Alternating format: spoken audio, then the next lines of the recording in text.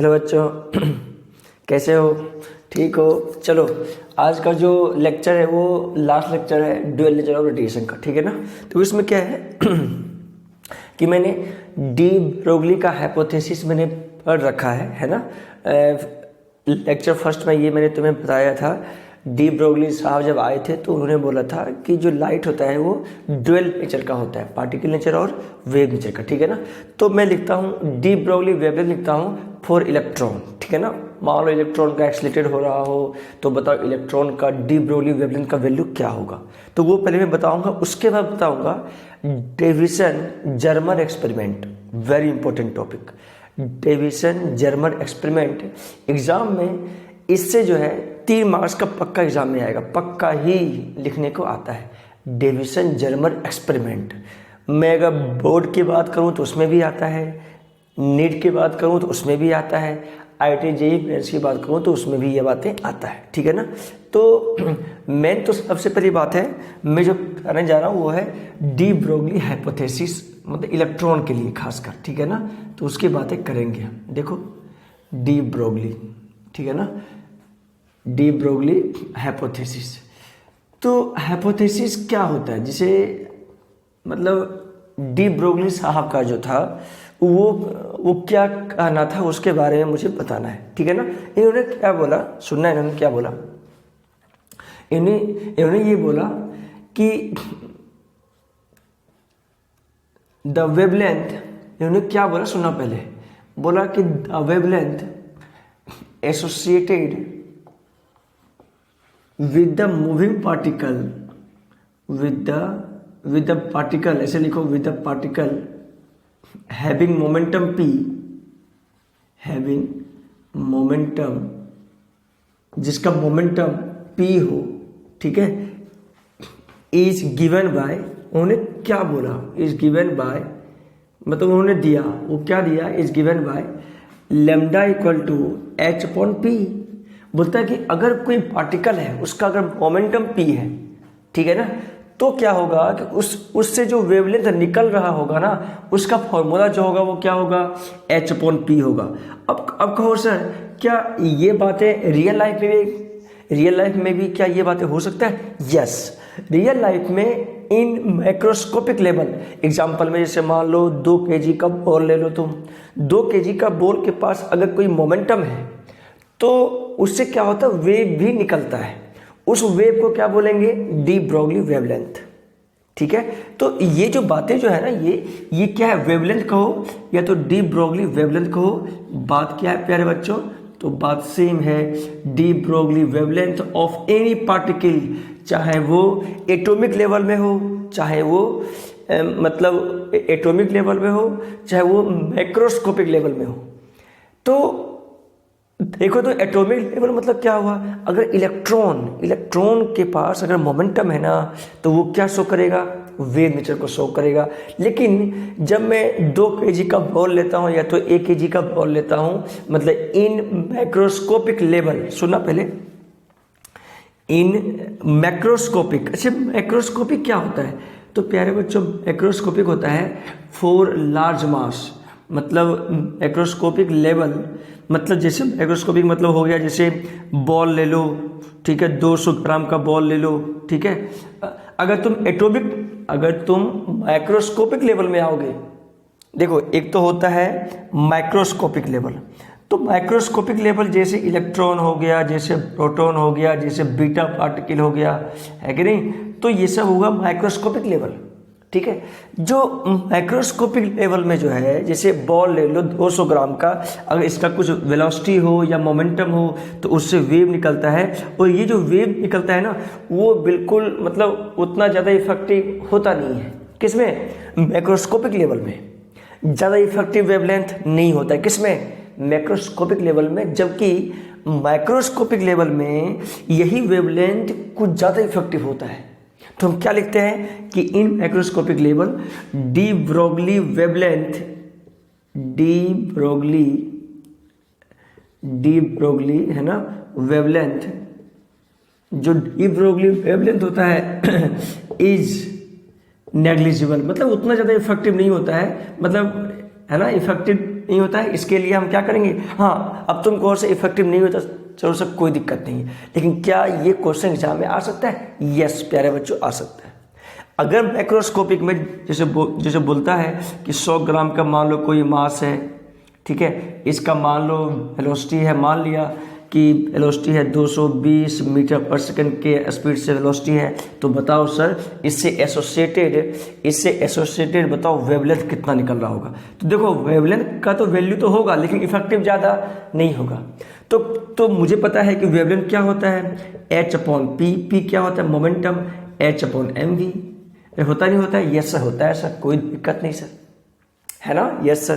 तो प्यारे बच्चों किसी भी पार्टिकल का अगर वेवलेंथ निकालना हो और स्पीड p हो तो हम निकाल सकते हैं, सिंपल सा बात है, ठीक है ना। अच्छा एक बात और, मैंने तुम्हें समझाया था कि काइनेटिक एनर्जी का जो रिलेशन जो होता है ना, चलो ये बात मैं बाद में बताऊंगा, है ना। ये बातें समझ में आया क्या?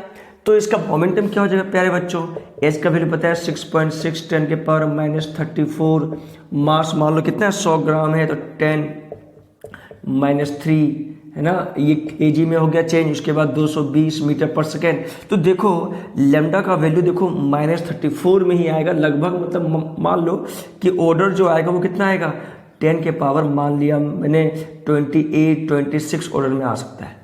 देखो इतना मीटर, इट्स नेग्लिजिबल वैल्यू।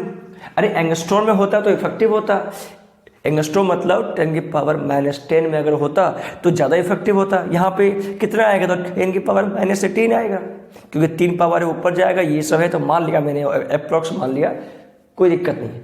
तो देखो तो उतना इफेक्टिव है क्या? नहीं सर, उसके लिए इफेक्टिव नहीं है। मतलब मास ज़्यादा हो और अगर स्पीड कम हो ना तो ज़्यादा इफेक्टिव नहीं होता है। समझ आ रहा बात है क्या बोला मैं?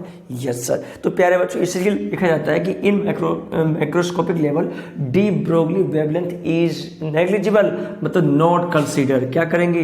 कंसीडर नहीं करेंगे, क्योंकि इट्स वैल्यू, इसका जो वैल्यू आता है वो क्या आता है? Very low. अब तुमको एग्जाम्पल आ सकता है? यस, ऐसा क्वेश्चन एग्जाम में आता है, ठीक है। चलो इन मैक्रोस्कोपिक लेवल जैसे इलेक्ट्रॉन हो गया, जैसे बीटा पार्टिकल हो गया, इस सब का मास क्या होता है? तो वेरी वेरी लेस, मतलब इलेक्ट्रॉन का मास कितना होता है 9.1 × 10 के पावर -31 kg। अगर मास रखोगे और ऐसा कुछ वैल्यू रहेगा तो क्या करेगा? तो आराम से वो बातें, मतलब जो वेवलेंथ आएगा वो इफेक्टिव वैल्यू आएगा। समझ आ रहा है प्यारे बच्चों? Yes sir. तो माइक्रोस्कोपिक लेवल में डी ब्रोगली वेवलेंथ जो है काफ़ी इफेक्टिव है, ये बातें क्या तुम्हें पता रहेगा? यस सर पता रहेगा सर। तो D Broglie wavelength is effective, हम यहाँ क्या लिखेंगे? तो इफेक्टिव लिखेंगे प्यारे बच्चों, मतलब यहाँ पे नेग्लिजिबल नहीं करेंगे, ठीक है ना। यस सर, इन माइक्रोस्कोपिक लेवल, ठीक है ना। चलो बहुत बढ़िया, बहुत अच्छा। क्या प्यारे बच्चों तुम्हें समझ में आया क्या? यस सर समझ में आया सर। अब कुछ बातें देखो जो एग्जाम में आता है, एग्जाम में कहो क्या आता है उसकी बातें मैं थोड़ा चर्चा करता हूँ, देखो थोड़ा सा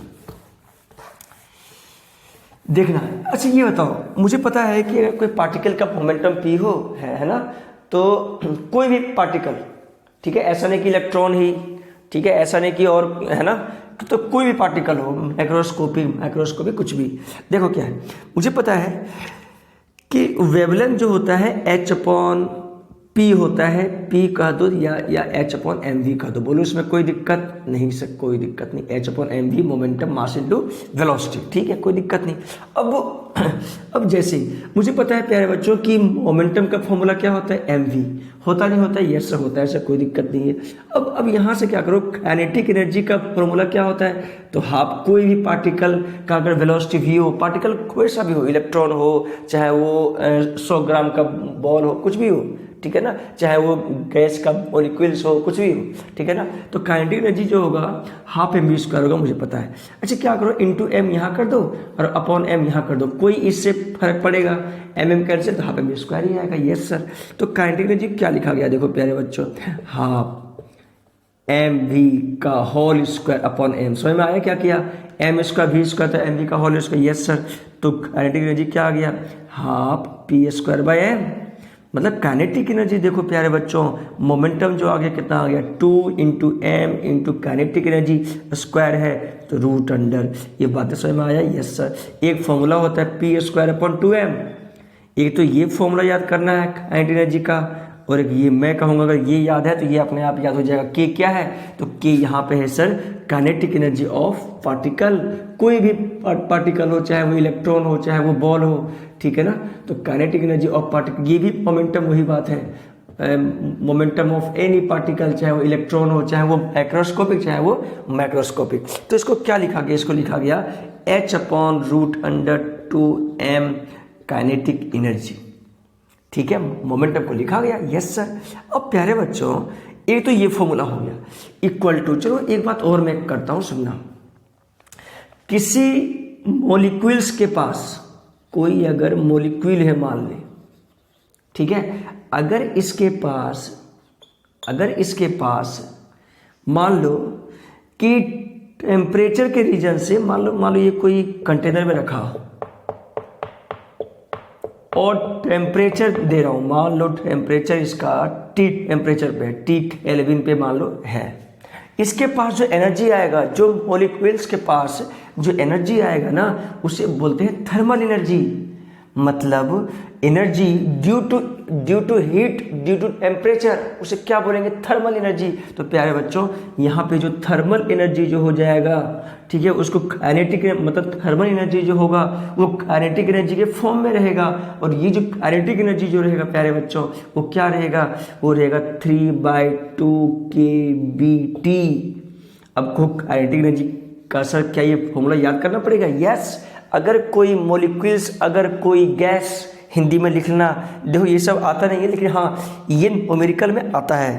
प्यारे बच्चों सुनना, अगर कोई मॉलिक्यूल्स, ठीक है, उसके पास एनर्जी हो तो उसके पास काइनेटिक एनर्जी जो होगा वो क्या होगा, 3/2 kBT। अब तुम कहो सर kB क्या होता है? kB जो होता है वो बोल्ट्जमैन कांस्टेंट होता है। क्या होता है? Boltzmann constant. तुम कहो सर क्या ये बातें लिखा रहेगा क्वेश्चन में? यस, ये कांस्टेंट वैल्यू बुक में लिखा रहेगा। और इसका वैल्यू मैं अगर लिख लूँ तो R/Na होता है। क्या होता है? R क्या होता है? आर क्या होता है? तो जो जूल में होता है यूनिवर्सल गैस कांस्टेंट, जूल में क्या होता है, तुम चाहो तो देखो ये बुक में लिखा होता है 8.314/Na एवोगैड्रो नंबर, है ना, 6 × 10⁻23। इससे जो सॉल्यूशन होता है वो क्या देता है? Boltzmann constant. जो किसी भी क्वेश्चन में ये डेटा लिखा रहता है, इसमें कोई समस्या वाली बात नहीं है। चलो अब देखो, तो इसको लिखा जाता है √2m काइनेटिक एनर्जी क्या लिखा जाएगा? 3/2 kBT, 3 कैंसिल, है ना, तो क्या लिखा गया? h/√, बोलो 3m kB × T। समझ आया प्यारे बच्चों? यस सर, समझ में आ गया सर।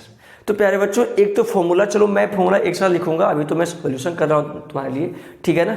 तो क्या क्या फॉर्मूला मुझे रटना है? एक तो चलो ये बातें आ गया कि सर किसी मॉलिक्यूल्स में अगर टेम्परेचर के रीजन से अगर एनर्जी आएगा तो उस एनर्जी का जो फॉर्मूला होता है वो क्या होता है? 3/2 kBT, ठीक है, 3/2 kBT। kB जो होता है वो बोल्ट्जमैन कांस्टेंट होता है, जो मैंने यहाँ पे रख दिया, ठीक है ना। अब यहाँ पे क्या बातें आ सकता है, देखो कैसे क्या बातें हम याद करेंगे, उसकी बातें मैं चर्चा कर रहा हूँ। जैसे कभी कभी होता है इस तरह से प्यारे बच्चों, देखना, कोई चार्ज पार्टिकल एक्सेलरेटेड होता है किसी केस में, उस केस में एनर्जी क्या होगा उसकी बातें भी करना पड़ता है, जो एग्जाम में आता है, ठीक है। वो क्या आता है, देखो मान लिखा हुआ है कि if charge particle Q is accelerated. अगर क्वेश्चन ऐसा मान लो, क्वेश्चन लिखा हुआ है if charge particle is accelerated through potential difference, charge particle Q मान लो, Q थ्रू पोटेंशियल डिफरेंस के थ्रू अगर एक्सेलरेटेड हो रहा हो, पोटेंशियल डिफरेंस मान लो V मान लो, ठीक है, या तो ∆V मान लो, ∆V कोई दिक्कत नहीं है, ठीक है ना। अगर कोई चार्ज पार्टिकल किसी पोटेंशियल डिफरेंस के अलोंग क्या हो, एक्सेलरेटेड हो, जैसे 10 वोल्ट, जैसे 5 वोल्ट, कोई चार्ज को यहाँ पे रख दो तो इसके पास जो एनर्जी आता है काइनेटिक एनर्जी या जो वर्क डन होता है, तो जो एनर्जी काइनेटिक एनर्जी वो क्या होगा? Q ∆V क्यू क्या होता है, क्यू का वैल्यू मान लो 1 कूलम को ले जा रहा हूँ मैं, तो 1 इंटू पोटेंशियल डिफरेंस 10-5 है ना, कितना, तो 5 जूल। तो प्यारे बच्चों अगर ऐसा कुछ लिखा हुआ हो कि if charge is accelerated through potential difference del V या तो वी, तो उसके पास जो काइनेटिक एनर्जी जो होगा वो होगा क्यू डेल वी या तो क्यू वी। समझ आ रहा है प्यारे बच्चों? Yes sir. तो प्यारे बच्चों क्या मतलब मैं काइनेटिक एनर्जी को क्या ये बातें लिख सकता हूँ? यस मैं लिख सकता हूँ, ठीक है ना। तो प्यारे बच्चों अगर मैं ऐसा लिख लूँ कि H upon kinetic √2m into के क्या है, क्यू वी, ये कब लगाऊंगा? जब ये एक्सेलरेटेड करेगा, है ना। तो चार्ज पार्टिकल जब एक्सेलरेटेड होगा उससे जो वेवलेंथ आएगा उसको मैं क्या लिखूंगा? लैम्डा H अपॉन √2m के क्या है, Q इंटू वी। तुम्हें समझ में आया प्यारे बच्चों क्या है? यस सर समझ में आ गया सर। तो मिला जुला के क्या फॉर्मूला याद करना है? तो मिला जुला के फॉर्मूला याद करना है H पर √2m के। कोई मॉलिक्यूल्स के पास अगर एनर्जी हो टेम्परेचर रीजन से तो मैं पता है काइनेटिक एनर्जी क्या होता है 3/2 kBT, और कोई चार्ज अगर एक्सेलरेटेड हो तो वहां पे क्या रहता है Q इंटू वी। क्या ये फॉर्मूला समझ में आ गया क्या? ये सर समझ में आ गया सर। क्या मैं पूरे फॉर्मूले को एक साथ लिख दूं? ये सर लिख दो सर। अब मुझे याद करना है फॉर्मूला, क्योंकि सर इससे क्वेश्चन आता है, और प्यारे बच्चों क्वेश्चन में मतलब एनसीईआरटी में इसका एग्जाम्पल अच्छे से गिवन है। बातें समझ में आ रहा है प्यारे बच्चों? ये सर समझ में आ रहा है सर। तो क्या याद करना है? देखो lambda equal to H upon P, ठीक है। देखो अगर फोटोन होगा तो फोटोन को कैसे लिखेंगे हम? H अपॉन पी, ठीक है। फोटोन, अब तुमको सब मोमेंटम तो फोटोन का पता ही नहीं। अरे मुझे पता है कि जो मोमेंटम होता है फोटोन का वो क्या होता है m इंटू वी, और v क्या, स्पीड ऑफ लाइट। देखना फोटोन के बारे में अगर वेवलेंथ लिखना हो तो क्या H अपॉन एम भी लिखेंगे? नहीं, क्योंकि इसका मास नहीं होता। वहां पे लिखेंगे H upon M C. M C क्या है? एम सी है, m है मास ऑफ फोटोन। ऐसा लिख सकता हो क्या? नहीं, ऐसे भी बातें नहीं लिख सकता मैं। और फोटोन का speed c speed of light की इक्वल होता है, तो फोटोन के लिए ये बात नहीं लिख सकता मैं। फोटोन के लिए क्या लिख सकता हूँ? लिख सकता हूँ क्या? बोलो क्या लिख सकता हूँ? कि एनर्जी बराबर एच बाय लेमडा। मतलब इस पे जो एनर्जी आएगा वो क्या आएगा? एच बाय लेमडा आएगा प्यारे बच्चों। और एच बाय लेमडा क्या होता है? मोमेंटम p इंटू सी, ठीक है।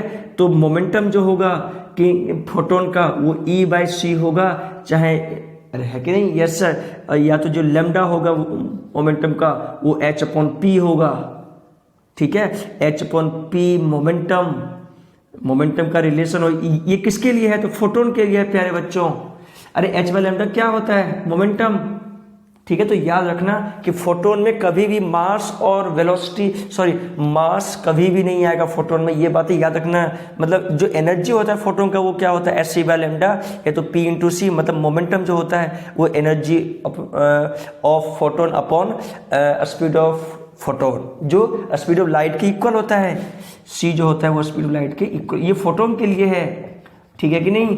यस सर, कोई दिक्कत नहीं सर, याद हो गया सर। यहाँ पे किसी भी पार्टिकल हो, कोई भी पार्टिकल, तो सिंपल सा बात है H upon P, H upon √2m kinetic energy for any particle except photon. ये जो फॉर्मूला है फॉर एनी पार्टिकल इलेक्ट्रॉन जिसका मास हो, याद रखना, जिसका जैसे इलेक्ट्रॉन प्रोटॉन सब हो सकता है, न्यूट्रॉन सब कुछ। For any particle except photon. Photon का ये फॉर्मूला कभी भी यूज हम नहीं कर सकते। फोटोन का जो फॉर्मूला यूज करेंगे वो कौन सा करेंगे? ये बात यूज करेंगे, ठीक है। अब देखो √2m के ही होता है, अभी लिखाया मैंने, yes sir. H upon √2m के ही 2m काइनेटिक एनर्जी, अगर किसी टेम्परेचर के रीजन से एनर्जी आ जाए तो 3/2 kBT, है ना, 3/2 kBT। चलो ठीक है, लिख लिया, क्या दिक्कत है? इक्वल टू H अपॉन √2, अगर कोई चार्ज एक्सेलरेटेड हो तो 2m Q इंटू वी। समझ आया प्यारे बच्चों?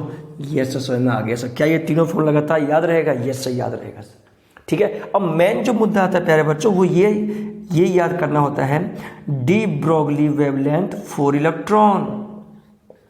D Broglie wavelength for electron, electron के लिए लिखने को आता है प्यारे बच्चों, ठीक है। इलेक्ट्रॉन का बताओ डी ब्रोगली वेवलेंथ क्या होगा?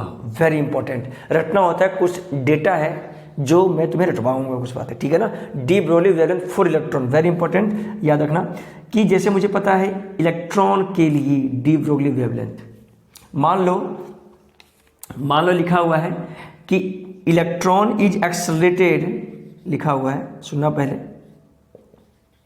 इलेक्ट्रॉन इज एक्सेलरेटेड, ठीक है, एक्सेलरेटेड हो रहा हो इलेक्ट्रॉन, ठीक है ना, through potential difference V, through potential difference V, ठीक है। उसका जो मतलब उसका जो एनर्जी होगा वो क्या लिखा जाएगा, तो एनर्जी लिखा जाएगा K Q into V, kinetic energy Q क्या है, तो इलेक्ट्रॉन है, तो काइनेटिक एनर्जी लिखा जाएगा EV, ठीक है। तो यहाँ पे क्या हो जाएगा, Q क्या हो जाएगा, इलेक्ट्रॉन बन जाएगा, yes sir, K 2m K EV रख दो, ये तो है ना, कुछ जगह पे E रख दो। V क्या है, तो वोल्ट है, नॉट स्पीड, ये जो V है वो किस में रहेगा, वोल्ट में रहेगा, तो ये बातें याद कर लेना, ठीक है ना, यस सर, ये वोल्ट में रहेगा, याद रखना वोल्ट में। तो लैम्डा क्या आएगा इलेक्ट्रॉन के लिए, इलेक्ट्रॉन के लिए जो वेवलेंथ आएगा h/√2 mass of electron into electron charge into V volt. समझ में आ रहा है प्यारे बच्चों, यस सर। अब क्या है, इस देखो इसको मैं अलग कर रहा हूं, देखो तो √2 mass of electron into 1/√V, ठीक है। अब देखो ये जो वैल्यू है, ये value this is a constant value, H का वैल्यू पता है, मास ऑफ इलेक्ट्रॉन पता है, E पता है, वो मतलब इलेक्ट्रॉन का चार्ज पता है ना। ये सॉल्यूशन अगर है ना रखेंगे हम तो कुछ बातें ऐसा आएगा, 1.227 अपॉन वोल्ट, मतलब इतना पोटेंशियल डिफरेंस, और जो वेवलेंथ आएगा वो आएगा Nm में, किस में आएगा प्यारे बच्चों, Nm में। क्या ये बातें तुम्हें याद रहेगा क्या, यस सर याद रहेगा sir. This is very important formula. अगर कोई बोला कि electron is accelerated through 150 volt, ठीक है, तो बताओ उसका वेवलेंथ क्या होगा, तो हम क्या करेंगे, डायरेक्ट हम क्या करेंगे, ये फॉर्मूला लगा सकते हैं, अपॉन वोल्ट, ये जो है it should be potential difference किस में होना चाहिए, वोल्ट में होना चाहिए, ये बातें याद करें। उसके बाद जो वेवलेंथ आएगा किस में आएगा, तो Nm में आएगा, किस में आएगा प्यारे बच्चों, तो Nm में आएगा। क्या तुम्हें ये बातें याद रहेगा क्या, यस सर याद रहेगा, कोई दिक्कत इसमें नहीं समझे, कोई दिक्कत नहीं है। तो सिंपल सा फॉर्मूला है कि इलेक्ट्रॉन का सर वेवलेंथ क्या होगा, तो मैं कहूँगा 1.227 upon root voltage potential difference किसमें, तो Nm में। Nm इज द यूनिट, मतलब यहाँ पे यूनिट है किसका, वेवलेंथ का। तो क्या ये बातें याद रहेगा, यस याद रहेगा। इससे क्वेश्चन आता है बोर्ड में, नीट लेवल में खास का क्वेश्चन आता है प्यारे बच्चों। देखो इस चैप्टर से ड्यूअल नेचुरल रिलेशन से ना, इस चैप्टर से 3 मार्क्स का मैक्सिमम क्वेश्चन आता है, जो वेटेज है वो है 3 मार्क्स का मैक्सिमम आ सकता है। तो अगर ये सब बातें पता हो कि फोटोन क्या, सर फोटोन का ये फॉर्म लिख सकते हैं, नहीं, फोटोन का सिर्फ उसको क्या लिखेंगे, Sc/λ एनर्जी आएगा, और जो मोमेंटम होगा वो E/c के इक्वल होगा, और जो वेवलेंथ आएगा वो h/λ होगा, ठीक है। तो इसमें कोई संकोच वाली बात नहीं होना चाहिए। हाँ, कोई भी पार्टिकल हो एक्सेप्ट फोटोन, तो ये चीज़ें हम यूज कर सकते हैं, चाहे वो इलेक्ट्रॉन हो, चाहे वो प्रोटॉन हो, चाहे वो न्यूट्रॉन हो, मतलब फोटोन के अलावा, ठीक है। क्या समझ आया तुम्हें यहाँ तक, यस सर आगे सर, कोई दिक्कत प्यारे बच्चों नहीं सर, कोई दिक्कत नहीं। चलो अब करते हैं डेविसन जर्मर एक्सपेरिमेंट, ठीक है ना। क्या करेंगे प्यारे बच्चों, deviation Germer experiment.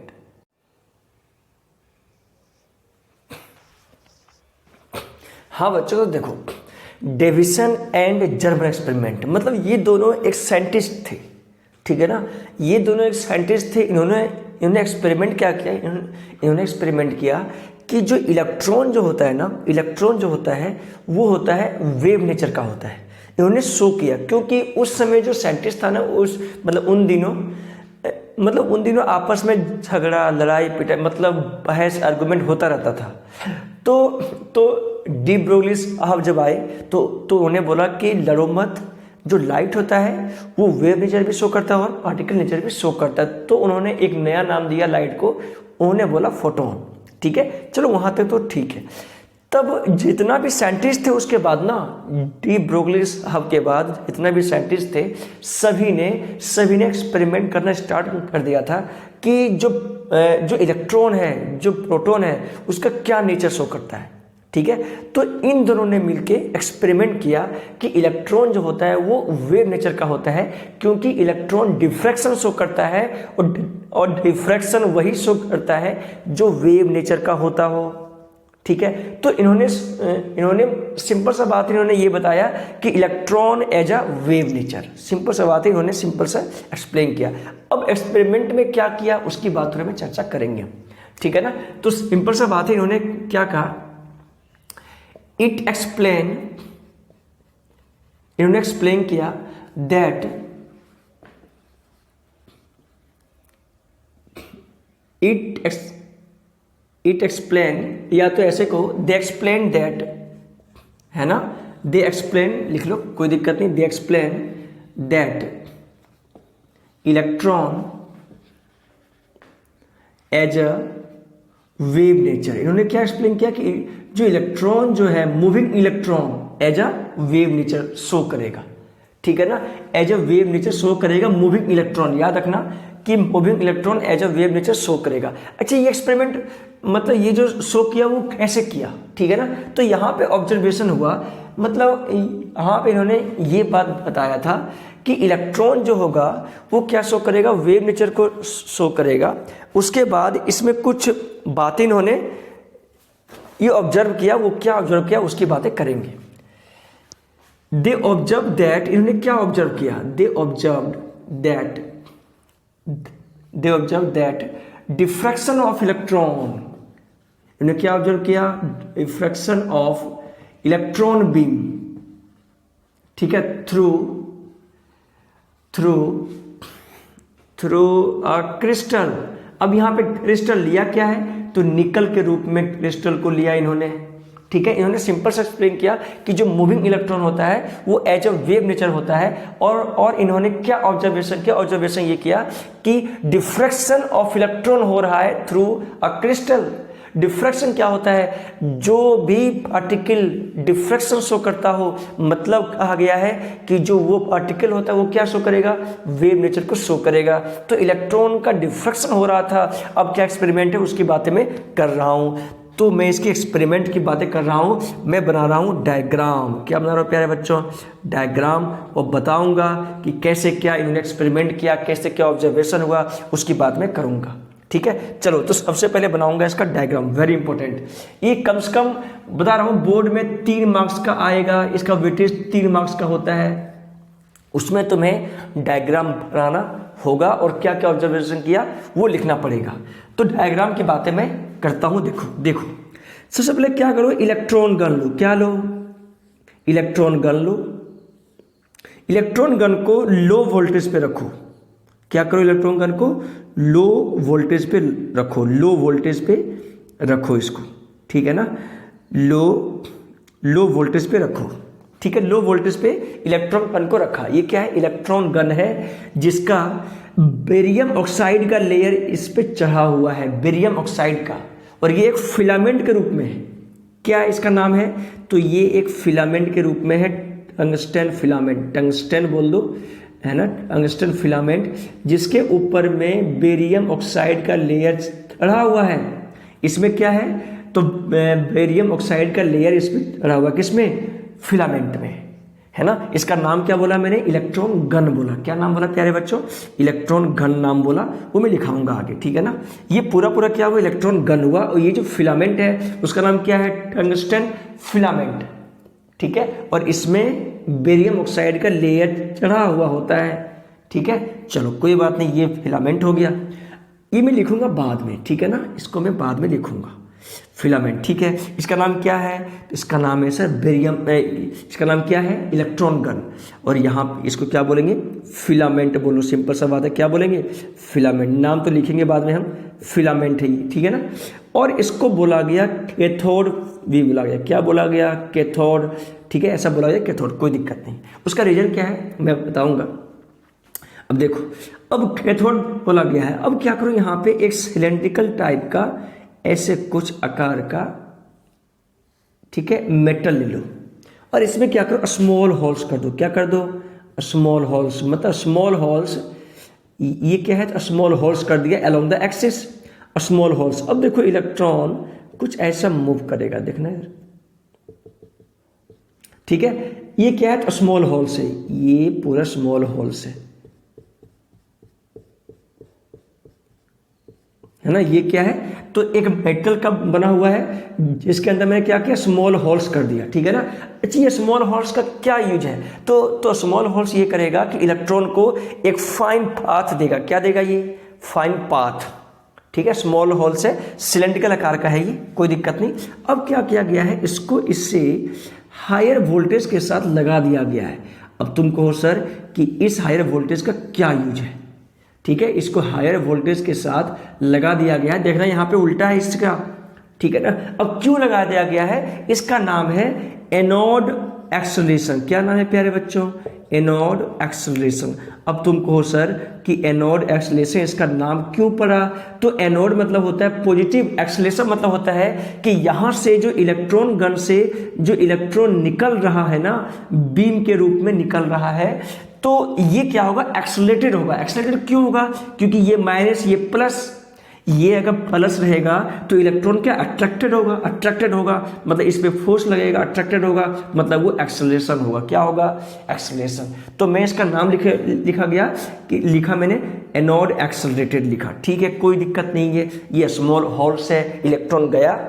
Electron gun वो गन होता है जिससे इलेक्ट्रॉन निकल रहा हो, और ये लो वोल्टेज पे और ये हायर वोल्टेज पे लगाते हैं। Higher voltage, this voltage is responsible for the acceleration of the electron, ये वोल्टेज वी वोल्टेज, और ये हायर वोल्टेज के रूप में है प्यारे बच्चों। देखो उसके बाद क्या करो, एक यहाँ पे एलिमेंट लो और उसको क्या करो, उसके साथ फॉल करवाओ, ठीक है। फॉल कैसे करवाएंगे, ठीक है, उसकी बातें के अगर मैं तुम्हें बताऊं तो फॉल कुछ ऐसा होगा प्यारे बच्चों। देखो चलो यहाँ पे देखो, फॉल को ऐसा होगा, मान लिया कि ऐसे कोई निकल क्रिस्टल ले लिया, क्या है ये, निकल का क्रिस्टल ले लिया, निकल का क्रिस्टल ले लिया, निकल का, है ना, निकल के रूप में ले लिया मैंने, सुनना। अब ये जो इलेक्ट्रॉन आएगा प्यारे बच्चों, देखो ये जो इलेक्ट्रॉन आएगा, ऐसे इलेक्ट्रॉन आया, यहाँ पे स्ट्राइक करेगा, फॉल करेगा, गिरेगा यहाँ पे। अब गिरेगा तो क्या आएगा, तो इलेक्ट्रॉन इधर की ओर आएगा, इलेक्ट्रॉन इधर की ओर आएगा। तो देखो तो इलेक्ट्रॉन का क्या हुआ, डिफ्रैक्शन हुआ, इसे बोलेंगे स्कैटर। या तो ऐसे देखो कि इलेक्ट्रॉन जो होता है ना, वो हर एक दिशा में स्कैटर होता है, हर एक दिशा में इलेक्ट्रॉन इधर भी आ सकता है, इधर भी आ सकता है, इधर उधर भी जा सकता है, इधर भी, केवल आर पार नहीं होगा, इलेक्ट्रॉन इधर उधर क्या करेगा, डिफ्रैक्शन शो करेगा, ठीक है। डिफ्रैक्शन मतलब होता है मतलब स्कैटर शो करेगा, स्कैटरिंग कर जाएगा, मतलब फैल जाएगा, इलेक्ट्रॉन इधर आएगा उधर आएगा, तो ऐसे इलेक्ट्रॉन आ सकता है। मैं सिर्फ एक बनाया, ठीक है। अब यहाँ क्या होता है कि एक सर्कुलर आर्क पे, जैसे मान लो कि ये डिफ्रैक्शन शो कर रहा है, देखो जैसे मान लो इलेक्ट्रॉन यहाँ पे आ गया, बीम, इलेक्ट्रॉन बीम बोलो, इलेक्ट्रॉन बीम यहाँ पे ऐसे, मतलब यहाँ से स्ट्राइक किया और इलेक्ट्रॉन बीम इधर आ गया, तो यहाँ पे एक डिटेक्टर लगा होता है। क्या लगा होता है, डिटेक्टर। अब सुनना, ये डिटेक्टर में गैल्वेनोमीटर भी लगा होता है। क्या लगा होता है, गैल्वेनोमीटर लगा होता है। ये गैल्वेनोमीटर का वर्क क्या है, तो इलेक्ट्रॉन अगर इसके अंदर जाएगा तो गैल्वेनोमीटर में क्या करेगा, डिफ्लेक्शन शो करेगा गैल्वेनोमीटर में, इसलिए लगा होता है गैल्वेनोमीटर, ताकि चेक करे कि इलेक्ट्रॉन आ रहा है या नहीं आ रहा है, ठीक है। अब ये जो चीजें होगा ना, ये क्या करेगा, एक सर्कुलर पाथ पे घूमेगा। ये क्या है, तो ये पूरा जो है वो डिटेक्टर है। क्या है, ये डिटेक्टर है जो मापता है कि इलेक्ट्रॉन का इंटेंसिटी क्या है। समझ में आ रहा है, ये क्या है, एक डिटेक्टर है, इलेक्ट्रॉन डिटेक्टर, जो मापेगा कि बताओ, देखो ये अगर मूवेबल होगा पूरा सर्कुलर पाथ में, ऐसा बनाया जाता है कि ये डिस्टर्ब ना हो, मतलब इसको रखता है हॉरिजॉन्टल पे, ठीक है। और ये जो चीज़ें हैं उसको वर्टिकल में ऐसे क्या करवाता है, रोटेट करवाता है, ठीक है, ठीक है। या तो ऐसे करवाता है रोटेट, ऐसे वर्टिकल में, इसको ऐसे रोटेट है ना करवाता है, ठीक है ना, ठीक है ना। और ये मान लो वर्टिकल में रखा हुआ है। तो प्यारे बच्चों क्या है कि देखा गया कि अलग अलग स्कैटरिंग एंगल पे हो सकता है कि इलेक्ट्रॉन यहाँ पे आ जाए, हो सकता है इलेक्ट्रॉन यहाँ पे आ जाए, ठीक है। तो स्कैटरिंग एंगल अलग अलग हो रहा था, तो इंटेंसिटी जो है इलेक्ट्रॉन का वो अलग अलग ऑब्जर्वेशन किया जा रहा था थ्रू द डिटेक्टर, ठीक है। क्या ये एक्सपेरिमेंटेड है, और ये जो पूरा जो बातें जो हुआ ना प्यारे बच्चों, वो हुआ वैक्यूम चैम्बर में। किसमें हुआ ये बातें पूरा, तो वैक्यूम चैम्बर में हुआ ये एक्सपेरिमेंटर, ये वैक्यूम में, किस में हुआ है, तो वैक्यूम में ऐसा एक्सपेरिमेंटर हुआ। वैक्यूम चैम्बर या तो इवैक्यूएटेड चैम्बर कह दो, ठीक है, इवैक्यूएटेड चैम्बर या वैक्यूम चैम्बर। मतलब वैक्यूम मतलब जहां पे किसी का इंटरेक्शन नहीं हो, सिर्फ और सिर्फ इलेक्ट्रॉन की बातें यहाँ पे करेंगे, वैक्यूम या तो वैक्यूम का दो, है ना, VACUM, ठीक है ना, वैक्यूम चैम्बर में ये बातें होगा, या तो इवैक्यूएटेड चैम्बर, कोई दिक्कत नहीं। क्या ये बातें तुम्हें समझ में आया क्या? ये सर समझ में आया सर। तो प्यारे बच्चों, क्या ये बातें तुम्हें डेविसन जर्मन एक्सपेरिमेंट का समझ में आया? यस सर, आ गया सर। अब ये डायग्राम है, अब तुम कहो सर इसके बारे में कैसे लिखें हम? अब कैसे लिखेंगे इसका, देखो ये वर्किंग देख लो, उसके बाद इसका ऑब्जर्वेशन देख लो। क्या देख लो? ऑब्जर्वेशन। चलो ऑब्जर्वेशन की बातें हम करेंगे अब, है ना। इसका ऑब्जर्वेशन क्या है, ठीक है। अच्छा, फर्स्ट में क्या क्या इन्होंने किया है, तो फर्स्ट में ये किया है, देखो फर्स्ट में ये किया है कि इलेक्ट्रॉन गन या इलेक्ट्रॉन बीम, ठीक है, are emitted through electron gun. Electron gun के थ्रू क्या हुआ, इलेक्ट्रॉन बीम इमिटेड हुआ, निकला, थ्रू इलेक्ट्रॉन गन, ठीक, इलेक्ट्रॉन गन के थ्रू निकला, ठीक है, which is connected with lower voltage, जो लोअर वोल्टेज के साथ क्या है, इलेक्ट्रॉन गन कनेक्टेड है। ये बातें लिख सकते हो क्या? यस सर, मैं लिख सकता हूँ, कोई दिक्कत नहीं है, ठीक है। तो और क्या लिखता हूँ मैं, देखो कि इलेक्ट्रॉन गन, और इलेक्ट्रॉन गन के पास क्या है, तो electron gun has tungsten filament. Tungsten मतलब टंगस्टन क्या है, एक मेटल है, टंगस्टन हीटर फिलामेंट, इसके पास हीटर फिलामेंट है, हीटर फिलामेंट, है ना, विच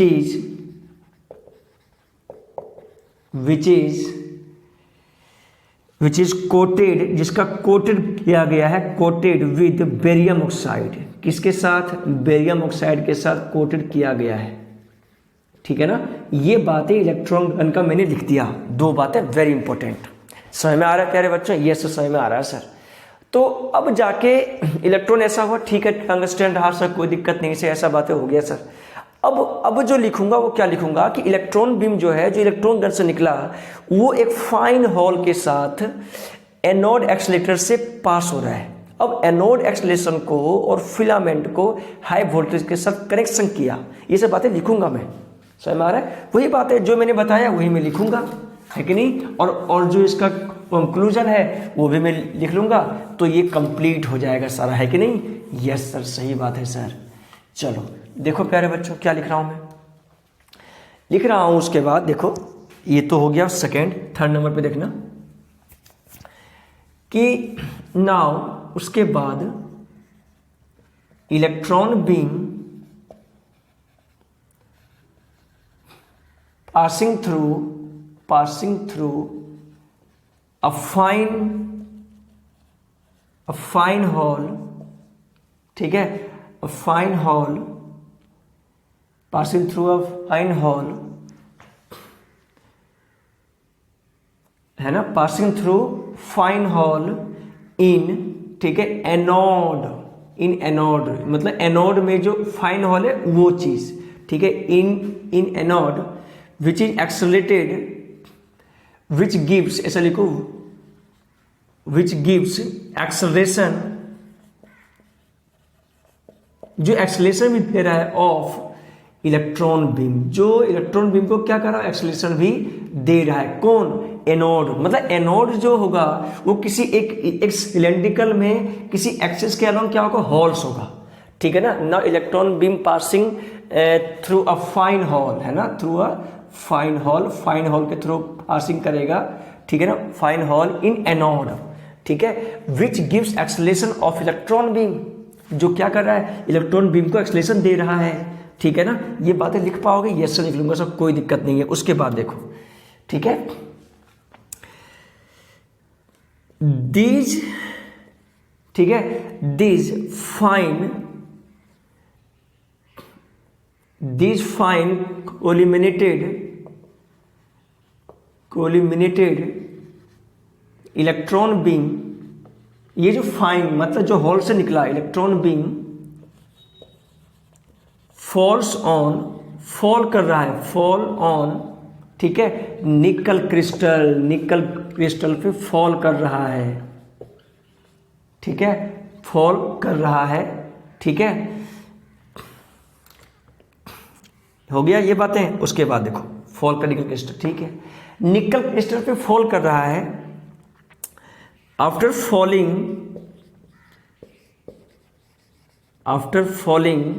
ऑन क्रिस्टल इलेक्ट्रॉन्स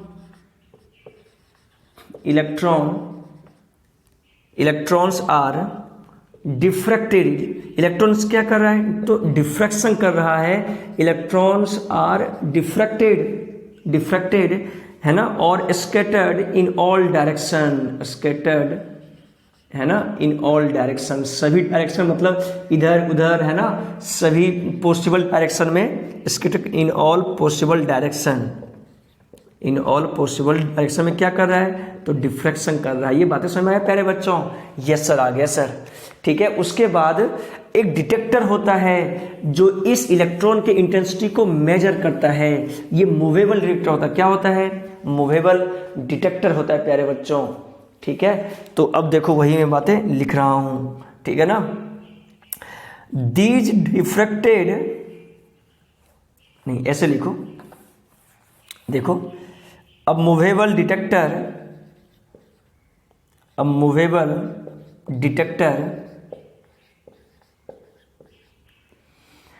ठीक है, अब movable detector in circular path, circular scale को क्या को, सर्कुलर स्केल है ना, मतलब ये जो मूवेबल डिटेक्टर है वो सर्कुलर स्केल में क्या करता है, मूव करता है। इन सर्कुलर पाथ या circular scale,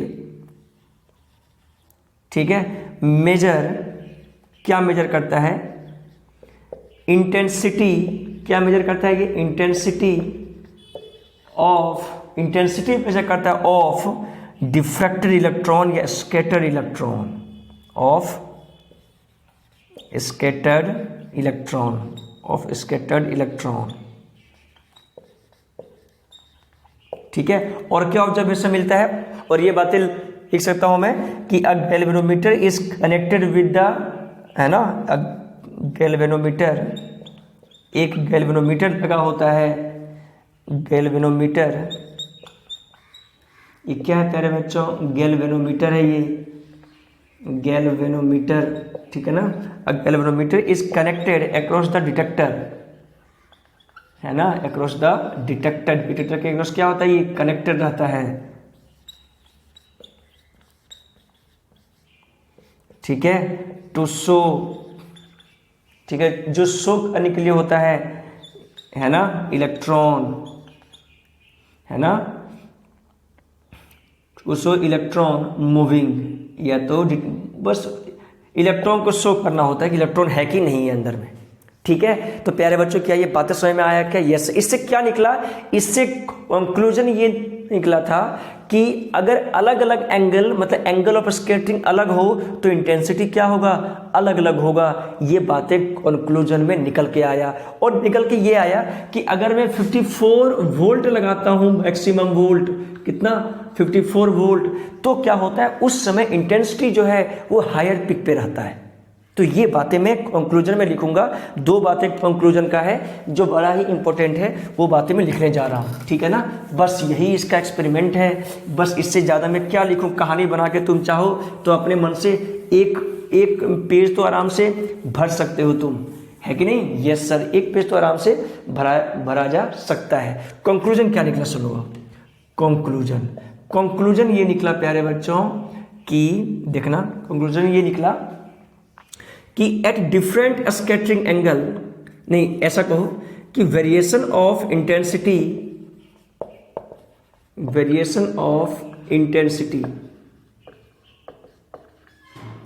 of scattered electron का वेरिएशन, है ना, ऑफ स्कैटर्ड इलेक्ट्रॉन, ठीक है, विद किसके साथ, विद डिफरेंट स्कैटरिंग एंगल के साथ, विद डिफरेंट स्कैटरिंग एंगल, ये ऑब्जर्वेशन हुआ, ठीक है। और सेकेंड ऑब्जर्वेशन देखो क्या हुआ, सेकेंड ऑब्जर्वेशन ये हुआ है ना, वो क्या हुआ कि देखो एट वोल्टेज 56